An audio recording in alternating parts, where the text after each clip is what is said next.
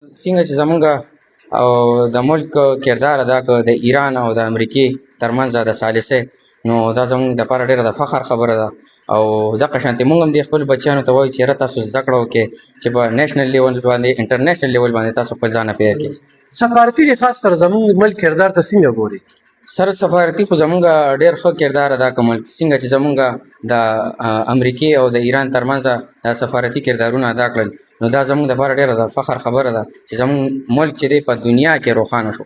څه ورته په معاهده م ورته څه لیکچر ورکړ؟ دا هم زموږ سفارتي کامیابي وه چې نن د ایران او د امریکې ترمنځ لاسلیک کېږي. او جی او سره داسې کار دی معاهده خو چې دا یو دوه کسه ترمنځ راوستل، د هغې ترمنځ روغه راوستل، دا ډېر ګران کار دی. سره دا ثالثي کردار هر سړی نشي ادا کولی.